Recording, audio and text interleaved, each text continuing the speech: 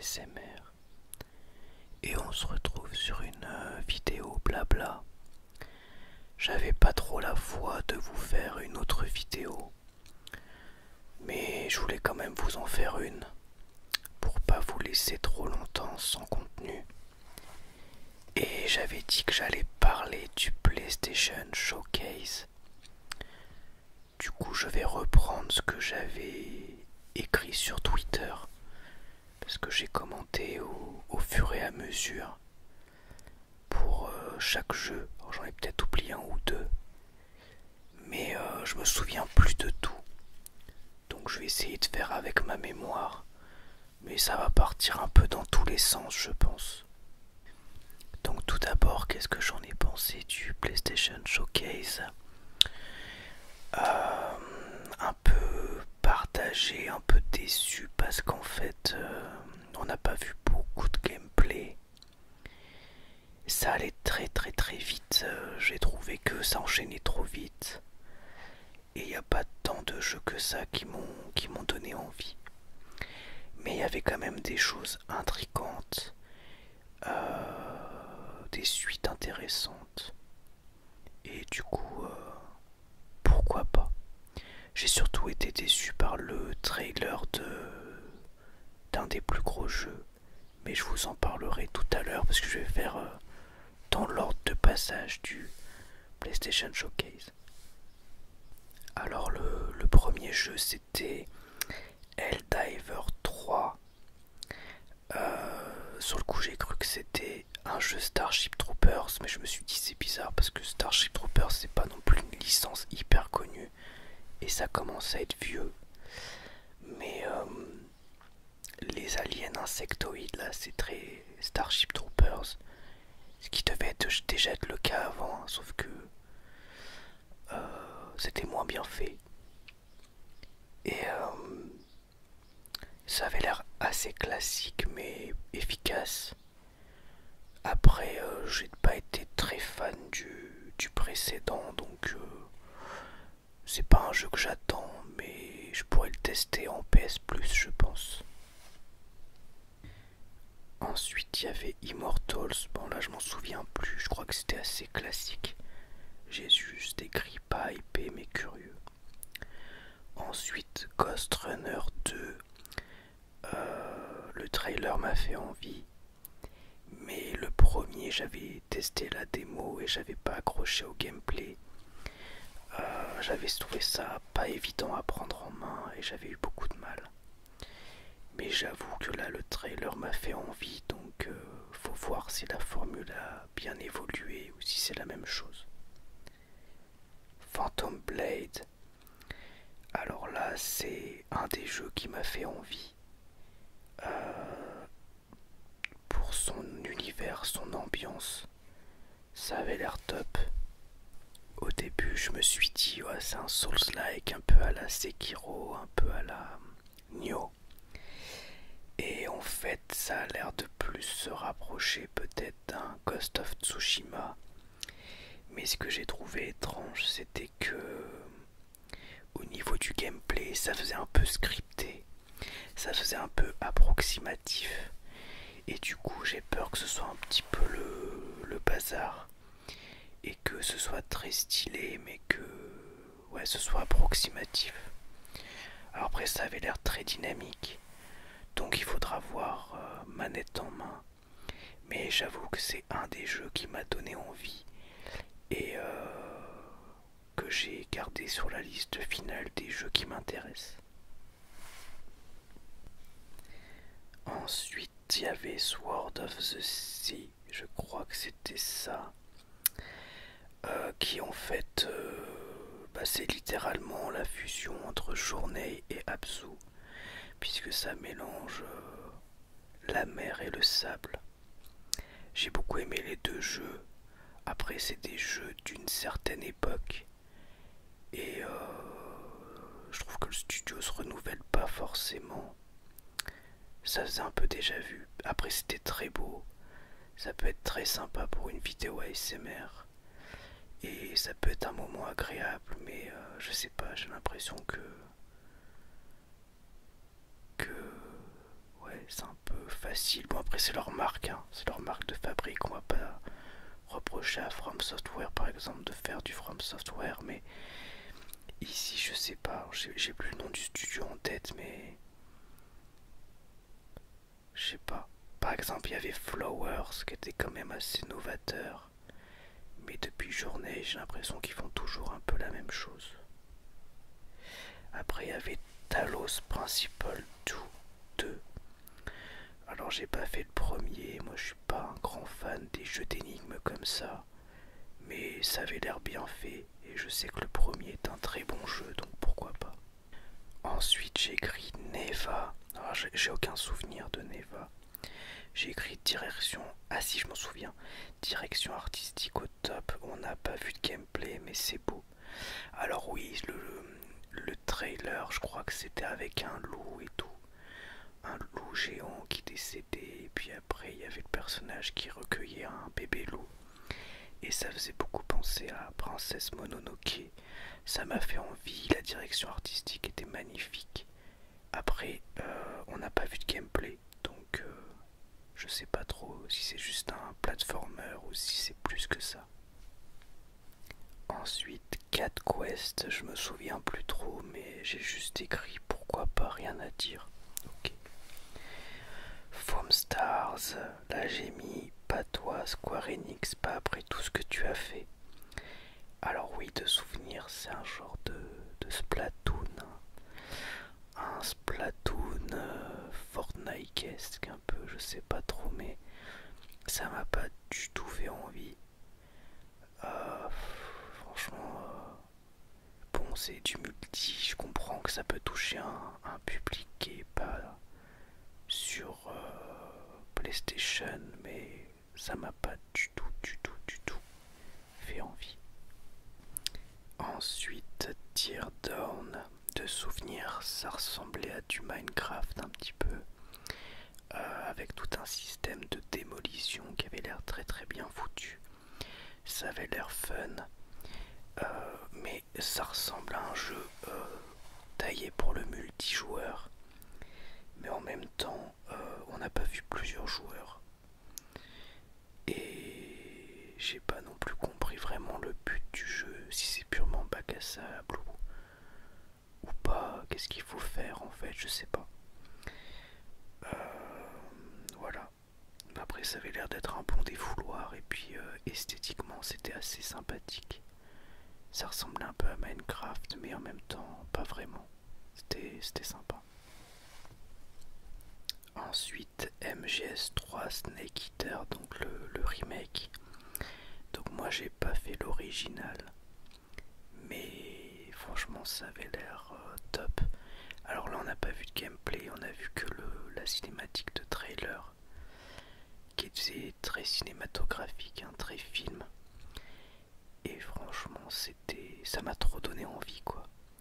Alors apparemment, donc moi je connais pas très bien parce que j'ai fait que MGS 1 et 5. Mais MGS 3 ce serait vraiment le préquel, l'origine de la série. C'est pour ça qu'ils commencent par remaker celui-là et puis après ils vont faire les suites si ça marche bien. Et donc bah évidemment ça m'intéresse beaucoup. Ça m'intéresse beaucoup, ça fait partie des jeux que je vais sans doute prendre. Parce que bah, c'est un grand classique et je suis complètement passé à côté. Donc j'ai hâte de le tester. Ensuite il y avait Towers of Agapsa. Alors là j'ai écrit putain ça fait rêver, la DA était géniale. Ouais alors ça c'est un des jeux qui m'a le plus fait envie. Vraiment ça avait l'air incroyable visuellement. La direction artistique était folle, les créatures qu'on voit, le monde et tout, il y a l'air d'avoir un vrai univers. On n'a pas vu beaucoup de gameplay, mais on en a vu un petit peu, je crois. Et franchement, ça m'a fait très envie. Après, il faut voir au niveau du gameplay si c'est intéressant. Mais l'ambiance avait l'air top. Ensuite, FF16. La direction artistique était pas très originale. Par contre, c'était assez beau. Mais je sais pas, on retrouve pas vraiment la patte qu'on a par exemple dans un FF7, 8, 9, 10. Là on est sur un JRPG qui fait beaucoup plus classique. Par contre c'est vrai que c'était très beau. Les chimères et tout, bon bah ça claque, hein. Franchement ça claque. Et ça m'a donné très envie. Par contre j'ai peur que le scénario soit un petit peu nanar, je sais pas. Il faut voir, mais je pense que ce jeu je vais me l'acheter Day One. Parce que c'est un des jeux que j'attends le plus en fait, hein, dans cette liste. Donc je pense que je vais l'acheter Day One. Ensuite, Alan Wake 2. Alors je viens de faire Alan Wake Remake, hein, que j'ai terminé il n'y a pas longtemps, que j'ai adoré. Remaster plutôt. Et j'attendais pas du tout une suite, mais quelqu'un m'avait dit que il y en avait peut-être une sur les rails. Et le trailer m'a fait super envie. Ça avait l'air incroyable. En plus c'était très beau, beaucoup plus que le remaster. Mais ce qui m'a un peu refroidi, c'est qu'il va pas sortir en boîte. Il va sortir qu'en démat et j'aime bien acheter les jeux en boîte quand même. Bon après je pense que je le prendrai tout de même parce que j'ai très hâte de le faire. Et Alan Wake c'est je pense une des plus grosses claques que j'ai eues cette année dans les jeux que j'ai fait. Donc désolé c'est un petit peu court hein, mes avis mais c'est parce que j'ai pas de gros souvenirs. Ça commence à remonter un peu et j'ai pas les images devant moi. Ensuite, Assassin's Creed Mirage. Bon, moi j'aime beaucoup Assassin's Creed. J'ai pas encore fini Valhalla, mais je suis proche de la fin. J'ai fait le. En fait, j'ai commencé au 3. J'ai fait le 3, le 4. J'ai fait Unity. Syndicate, j'ai pas aimé. J'ai fait Origin. J'ai fait Odyssey, mais j'ai pas fini. Et Valhalla. Donc celui-là, je l'attends beaucoup. Après, j'ai peur que le jeu soit, je sais pas très intéressant et qu'il ne fasse que reprendre la formule des premiers Assassin's Creed. Donc il faut voir en fait. Après c'était plutôt joli. Ça faisait pas next-gen mais c'était propre. C'était pas incroyablement beau mais c'était joli. C'est clairement un jeu que je vais prendre parce que bah, je crois qu'il sera. On peut le préco à 50 € je crois, ce qui est vraiment pas cher pour un jeu Day One. Et parce que ça m'a fait envie. Mais par contre, ouais j'ai un petit peu peur qu'Ubisoft se repose sur ses lauriers et que ce Assassin's Creed n'apporte pas grand chose. Hormis l'ambiance, mais on dirait vraiment qu'on est dans l'ambiance de Origin avec un gameplay de Assassin's Creed 2, 3, 4 quoi. Voilà. Je sais pas. Écoutez, on verra ça. Il sort en octobre, on en verra plus d'ici là. Ensuite, il y avait Grand Blue Fantasy. Je me souviens plus trop, alors je vais vous lire ce que j'ai écrit. Ça avait l'air très bon, mais assez générique. Mais ça avait l'air généreux. C'était assez beau aussi. Ok. Ensuite, Street Fighter. Ça avait l'air très bien. Mais bon, moi je suis pas un gros fan de jeux de baston, donc ça m'intéresse pas. Après il y avait Ultros. Alors Ultros ça avait l'air sympa, mais ça m'a explosé la rétine. Ça ressemblait à Hollow Knight, mais en psychédélique avec plein de couleurs ultra vives. Et clairement ça m'a niqué les yeux en fait. Donc je me suis dit passer des heures dessus, ça doit faire vraiment mal aux yeux. Je sais pas si je pourrais y jouer trop longtemps. Ensuite Tower of Fantasy, je me souviens plus. J'ai écrit pas pour moi je pense, ça va trop vite, j'ai pas le temps de réfléchir. Ah oui, ça va trop vite, j'ai pas le temps de réfléchir, c'était là le PlayStation Showcase, c'était pas le jeu. Dragon Dogma 2. Alors j'ai mis hypé. Et oui, ça m'a hypé parce que j'ai beaucoup aimé Dragon Dogma 1, qui est un jeu auquel j'ai beaucoup joué. Je crois d'ailleurs que je l'ai même pas fini alors que j'ai joué plein de fois. Et ça avait l'air très proche du premier dans son ambiance, dans son gameplay, mais avec des graphismes un peu plus modernes. Même si ça éclatait pas la rétine, ça avait l'air très fidèle à l'univers et ça m'a donné envie. Le système de pions du premier était excellent, donc j'espère que ça va être repris et pourquoi pas même amélioré. Après j'espère que ça va apporter des choses en plus par rapport au premier, mais en soi le premier faisait les choses très bien pour son époque, donc on va voir. Ensuite Five Nights at Freddy's, on n'a rien vu. On n'a rien vu, il y avait quasiment que le titre, hein. Franchement, ça valait même pas le coup. RE4 VR, ça avait l'air trop bien, mais bon, j'ai pas la VR. Après, il y avait tous les jeux VR, donc je vais les passer parce que j'ai pas grand chose à en dire. Il y avait Arizona Sunshine 2, il y avait Crossfire, il y avait Synapse. Ensuite, pas en VR, je crois que c'est un jeu multi par l'équipe de Bungie, je crois, c'est Marathon. Alors là, ça m'a fait envie parce que la direction artistique a été assez étonnante.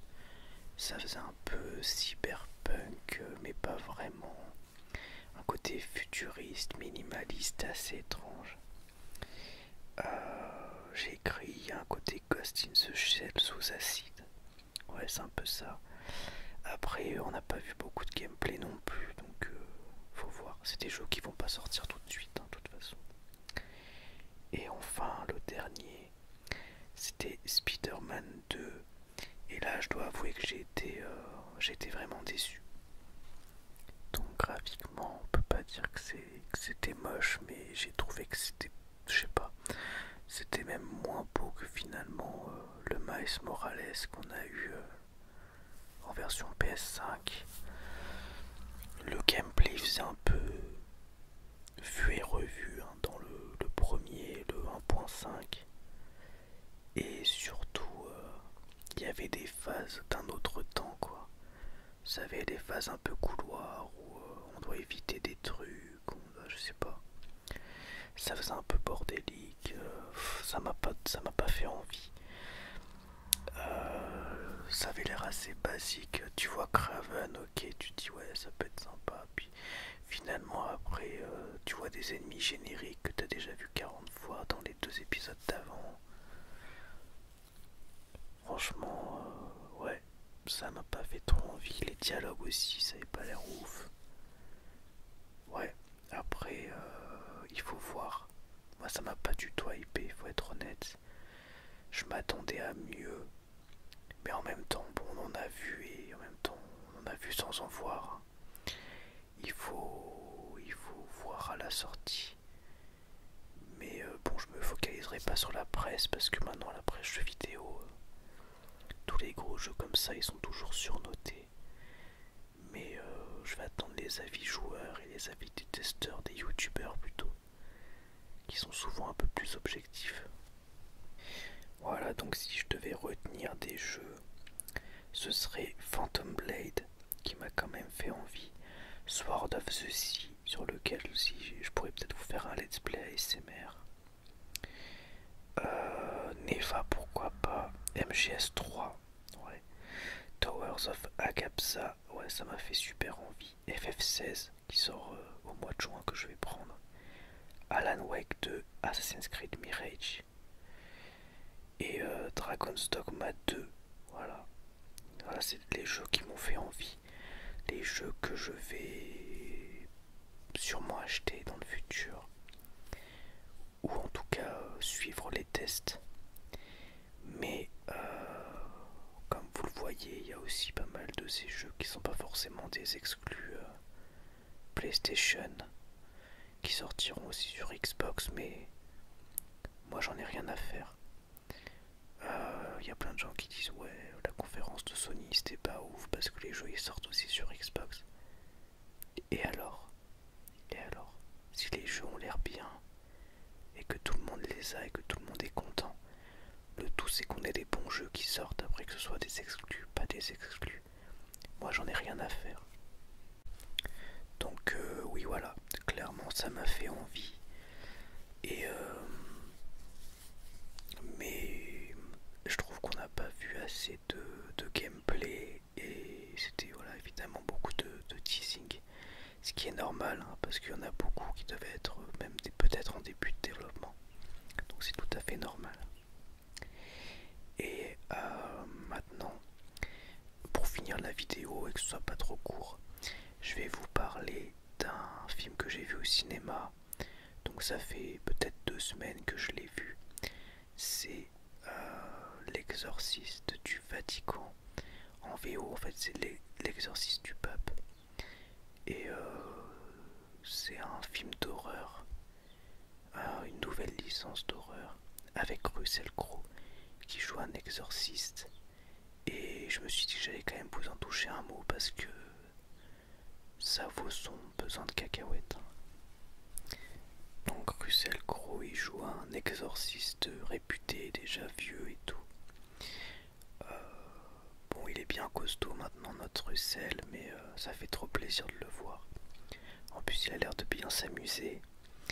Et donc c'est un exorciste réputé qui roule en Vespa. On est dans les années, je sais même plus. Je sais même plus quand ça se passe. Bref. Et c'est vachement... Enfin, en fait, ça commençait plutôt pas mal. Ah, très classique. Très très très classique. Mais il y avait un petit décalage avec le personnage de Russell Crowe qui faisait un petit peu super-héros de films d'horreur, à sortir des punchlines, à faire des blagues, à avoir une personnalité marrante. Et sur la deuxième moitié du film, ça part en nanar. Ça part en... Enfin, peut-être pas en nanar, mais en tout cas en comédie d'horreur. Mais je sais pas si le film le veut vraiment ou pas. Parce que franchement, ça m'a fait beaucoup rire. Mais je sais pas s'il se prenait au sérieux ou pas, parce que c'est compliqué à savoir. Il y a des trucs qui sont d'un cliché, mais vraiment hallucinants. Et il y a des effets spéciaux qui sont éclatés au sol. Les acteurs en font des caisses. La fin, la scène finale, c'est incroyablement... C'est incroyable. Franchement, c'est une bouillie de FX hallucinante. Mais j'éclatais de rire. Franchement, avec tout ce qui se passait et tout. Le film me faisait éclater de rire et j'ai beaucoup rigolé. Du coup, je me dis que j'ai passé un bon moment. Donc, est-ce que je peux dire que c'est un mauvais film alors que j'ai passé un bon moment? Je sais pas. Mais je sais toujours pas si le film voulait me faire rire ou pas. Je sais pas. Donc voilà. C'était... Alors en plus, apparemment, ils veulent en faire des suites. Si ça marche bien, un peu comme Conjuring, tout ça, faire peut-être même un univers partagé, tout ça. Donc à voir. Après, moi ça me ferait plaisir de revoir Russell Crowe dans ce rôle parce que pour moi il porte le film et il sauve le film du naufrage. Franchement, clairement, le personnage est assez cool. Voilà. Voilà, donc c'était une petite vidéo blabla pour vous faire patienter un petit peu pour la suite. Les prochaines vidéos que j'ai prévu de vous faire, j'aimerais bien vous faire une vidéo sur Steel Rising que j'ai acheté récemment mais je l'ai pas encore commencé puisque je suis en train de finir Dead Island 2 et je suis en train de faire Martha is Dead, mais le jeu fait quand même vachement flipper donc je sais pas si je vous ferai une vidéo dessus, bien qu'il y ait des moments dans Martha is Dead un peu ASMR, notamment sur le développement de photographie. Je vais vous faire une vidéo derniers achats aussi. Et puis une vidéo lecture d'un livre pour enfants Spider-Man. Voilà. Ou